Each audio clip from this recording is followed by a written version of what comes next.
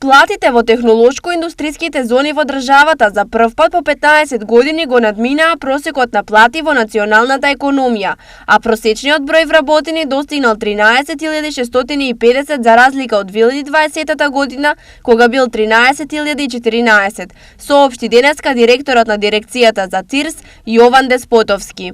Податоците од годишните сметки на компаниите на кои што работевме во изминатите неколку недели, покажува дека просечната плата во компаниите во технолошко-индустриските развојни зони во 2021 година достигна ниво од 29.600 денари, што е некаде 3% повисоко од просечната плата во националната економија.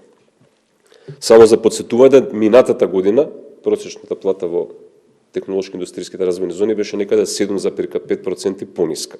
Анализите на дирекцијата посочуваат неколку причини поради кои е постигнато повисоко ниво на платите во зоните. Секако ангажманот на компаниите е многу значаен и тука ќе искористам оваа можност да го поздравам. Исто така нивниот слух и за потребите и за приоритетите и на владата и на граѓаните.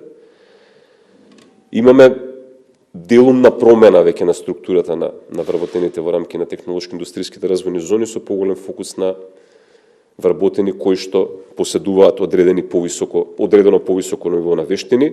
Секако растот на платата се должи на реализацијата на дел од новите инвестиции кои што ги започнавме во изминатиот период. Вкупно 22 компании од ТИРС бележат зголемување на бројот на вработувања, 7 намалување, а 5 се со изброј вработени. Во однос на приходите, 24 фирми евидентирале пораст, а 8 пат. 18 компании лани оствариле добивка, а 16 компании забележале загуби. Според Деспотовски, засега газ заработа како енергенс користи само зоната во Штип, додека останатите се уште немаат инсталирано газоводна мрежа и тие користат други енергенси.